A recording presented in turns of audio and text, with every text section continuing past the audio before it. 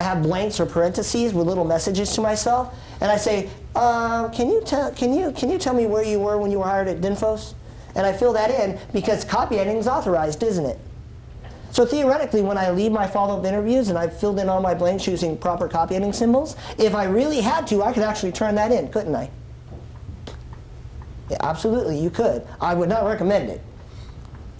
But it keeps you ahead of the game, and it helps you feel less stressed. Because now instead of, I got nothing, you're like, I know what I need to go get. And isn't that better in life? I do way more with, I know how to fix this mess than I don't have anything to work with.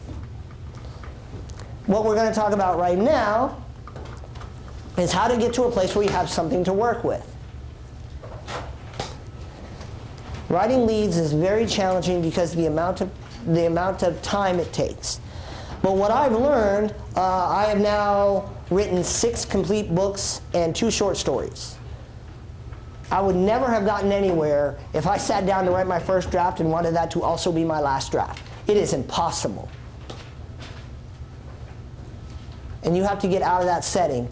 And you guys are unique in that respect. You're wonderful, intelligent students. But one of your biggest challenges is you want to do a thing and then never deal with it again. You have to get over that. You're going to have to revise. You're going to have to proofread. You are going to have more than one draft, I promise. I'm going to make you do 3 today. By the time today's over, you have done 3 drafts of whatever story you're working on right now. But it starts with that first draft, getting it on paper so that you can sit down and actually look at what you need. And that's going to be the trick. You have to get over that hurdle, the idea of, I'm going to type this one time, turn it in, and get this A because that's how it works in high school. You're not there anymore. You're going to have to write it out, look at it, and look for problems, identify them, and fix them. And if you do it that way, you'll be vastly more successful than anyone else.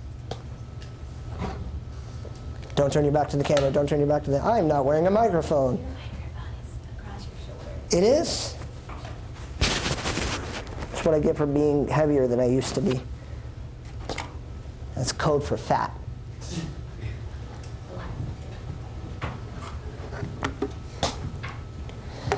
Your objective is to practice feature writing principles. All of these prep lectures are designed to break things down into little pieces. Each of you is going to find a different hole in your game. Some of you are like, I don't understand why you're dealing with leads. I'm good at this. Seriously, I don't know why y'all complaining. It's easy, right? Some of you are like, what's that anecdote thing again? It bounces. Some of you are going to be lost in conclusions. Some of you are going to be lost in whatever. The reason we break these down is we want you to be able to focus on this problem, get to a degree where you can at least do something, and stick with what you're good at. And then as you grow and improve as a writer, you can try new things and get even more improved. I got musicians in here. Owen, Simon, you play guitar as well? I know LaBarge does both. Do you sing and play guitar? Play piano. You play piano? Okay. When you sat down to piano, did you just like break out Beethoven's Fifth? Or did you start with like chopsticks? I started learning where the C key was. I would put my fingers. Yeah. So he even broke it down that far. I was like, no, I just start here. All right, Simon LaBarge, did you break out with like Stairway to Heaven, or did he maybe start with like Walk the Line? Should I stay or should I go now? Yeah, so like 2-3 chords. Yeah, da, da, da. And even strum pattern is another thing you got to figure out. So that's why we break things down, so that when you guys struggle, you can come up to us and try to fix the holes in your game, and we're going to work. This day is going to be all about creating something worthy of turning in. The first lecture, what we're talking about today, what we're talking about now before you get time to draft, is what your objective is going to be once I give you time to draft. Now, some of you already, are you serious? Okay. Some of you already are at a spot where you can't wait to do your follow-up interviews. That's great, but the next few hours I give you to write, that's not what you're doing yet. Because it would be very rude to come and do a follow-up interview and then go back to your deck, and then come and do another follow-up interview, and then go back to your deck. And that would be rude and annoying, and sooner or later they're going to turn you away. You got to get your first draft done, come up with all the information you need, and then do one follow-up interview. Okay? So step one is get a draft on paper. That draft may look a lot like the first draft of my short story, where I have all those parentheses saying, go find out what this is. The character I'm working off is like a math genius. I am not a math genius. So I have a friend who knows math very, very well. He may not even be a math genius, but he knows more than I do. So I run in here and be like, she does a math thing, it's cool. Seriously, I wrote that. And now that I'm done, I sent it to him and said, tell me a math thing that would be really cool that she could do right there that would make this be more believable. And so he fills in those gaps for me, and then I turn it into my voice and weave it into the plot. And that's how I look like I'm a math genius who understands biology and evolution and all this other. No, I really don't. I'm completely clueless, right? I've done things like criminal investigation, and I write like, okay, and he kneels down and looks at the evidence and notices, and then in parentheses, insert something a CSI would notice on the scene. And then I took it to a guy who's a CSI and be like, what would be a thing? He's like, well, is there any blood? I'm like, okay, but what else? I'm looking for something cool. He's like, nope, pretty much blood is what we look for. I'm like, okay. If you come up with that list, now you're not going to hand it to them and be like, fill in these blanks, please. That's not going to work for you. But you could go up there and be like, so when exactly did you get your taxes done for the first time? And you can fill in the blanks while they talk. That make sense? Resist the urge to try to do like 19 things at once. Right now you're just drafting. Before you write, you should have your notes, you should have an outline. I encourage you even to go to your editor and be like, hey, this is my story. I think these are going to be my talking points. Because inevitably you're going to build your feature around your talking points. And that'll do a couple things for you. One thing it might do is, how do you have Ben? My talking point for my feature about the benefits of doing your taxes is it costs money. You don't get as much money on your tax returns. They aren't experts in taxes, and they don't have a lot of experience. And Pastor Ben will probably reply with, that sounds like disadvantages. And you need to change your focus. Because you can write a feature about the disadvantages, but you need your reader to be assured what's going on. And if you sit there and you talk with your editor, what you're doing is you're formatting our brain so that we can see what you meant, and we can give you some sort of credit for what you were trying to accomplish. You want to do that for us. Then you're going to write your nut graph. Everyone look at your focus statement. Some of you wrote a focus statement that you can indeed literally just call your nut graph and paste into your story. Others of you, it's got to evolve a little bit more. But in the world of dinosaurs, your focus statement is the egg, and your nut graph is like Littlefoot. No one? No, I have one. One. There we go. Okay. So they're related in that, but so maybe your focus statement is there are 3 things sailors should do before deploying. Then your nut graph might be sailors should pack a sea bag, get their bills in line, and have a family care plan before they deploy. So you see how it would evolve more? So you got to look at your focus statement and decide whether or not you need to do that. Okay? A high percentage of the time, you can put your focus statement right there in as your nut graph, and you'll probably come out of that mess alive. But what I don't want you to think is that's the requirement. You understand what I'm saying here? It's not the requirement. Sometimes those focus statements will evolve.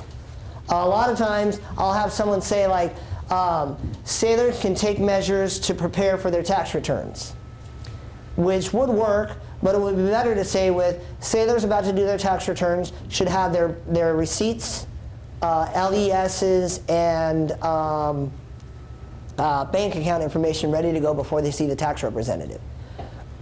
So then, as I read ashore, what you're creating for the reader is a list of benchmarks.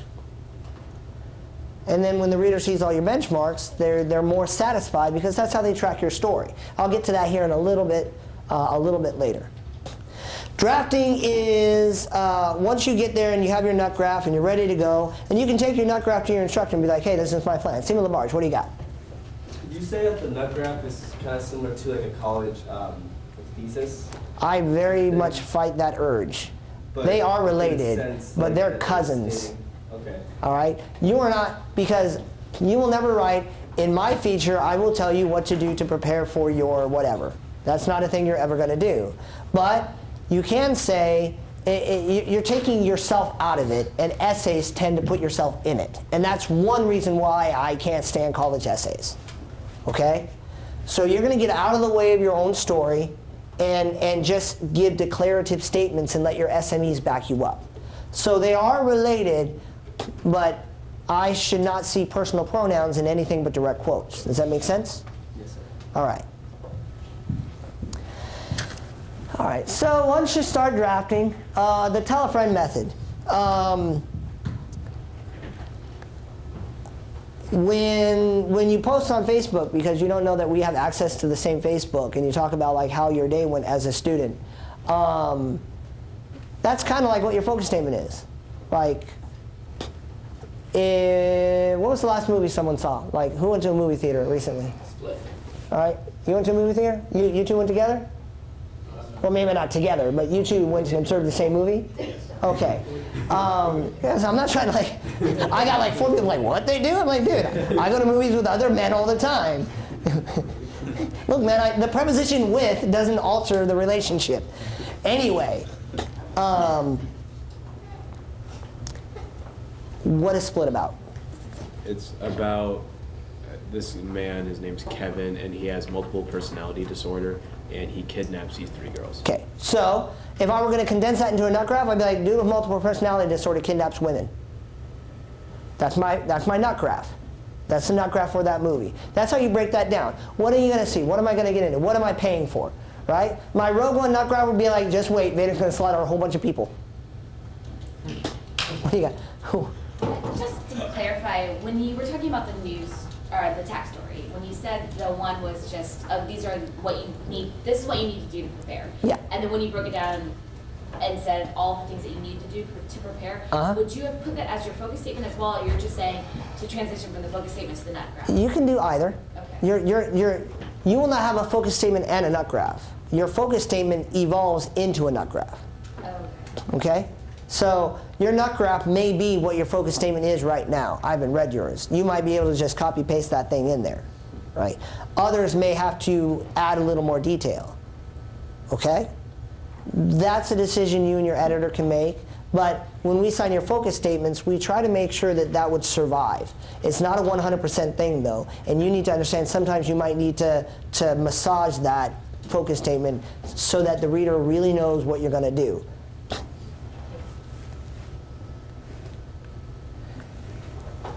Writing that first draft is a unique experience and it's personal. I'm a linear thinker, but I'll tell you guys something right now that I'm unique in. I write my conclusion first. Before I do anything else when I'm writing a feature, the first thing I write is my conclusion. I do this for 2 reasons. Reason number 1, I don't want to get to a point to where I'm drafting and I'm so tired I don't care anymore, so I just write tack 30 tack and call it a day. So I don't want to run out of momentum. I want to build to something that's satisfying. So I write my conclusion first because then I know what I'm working toward and I already know my conclusion's solid, so I don't have to waste brain energy when I know I'm going to be tired and not want to focus. You can write in chunks. Now, other than my conclusion, I write linearly. I write my lead, and I write my nut graph. I write it all the way through one time. I'm religious about that stuff. I've had other authors talk to me about their writing process. I said, that's great for you. I'll do it this way. Some people, though, I know a couple students here, they write in chunks. I had one student that would write their first talking point and then would write they wrote whatever they felt like. I realized then that student was writing whatever segment they came upon, like while transcribing the notes, they'd be like, oh, I'm going to use that as my first talking point, and they'd write that. And then because they're using a topical structure, we'll come to that, I promise, then he can arrange it and lace in the transitions later. That broke my brain. I can't do that. But it worked for him, so who cares? You don't have to write it in order. If it works for you, do it that way. But if writing in segments works better for you, okay. If in feature 0 and features 1 you keep taking weak feature conclusion hits, then try writing your feature conclusion first so that you already know you've saved 5 points more than you normally do. That make sense? Whatever you do, you're writing. I do not expect to see any style guides, style books anywhere in your area. It doesn't matter. Now look, some of you are stronger grammatically speaking than others, but no one should see this but you. You're just trying to get your story out on paper. Do I have my lead, or do I at least identify what kind of lead I want? Maybe I got to go get an anecdote. That's fine. Have I chosen a lead? Write down my news peg. You got to get your news peg in your story. Write down your nut graph. Write down your talking points. Write down your conclusion. That's your first draft. Then you can work and make that better. You can take another step forward and take another step forward until you get to a place to where you're ready to show it to someone who will actually judge you based on your writing, namely us. You ready for a review? Yes. When should the writer have a general idea on his or her structure? When should you choose a structure? Seaman Sarmiento. While drafting. I hope not. Because what should you have ready before you draft? What should you have already done? Your outline. There you go. That's when you want to identify your structure. So for me, I outline by my structure. I write my conclusion, then I write my lead, or at least identify what kind of lead I'm going to write. Then I put my news peg down, then I put my nut graph down, and I go, okay, I'm going to use these structures. Then I go over each one, and depending upon what structure I'm using, that's how I outline. If I'm using a top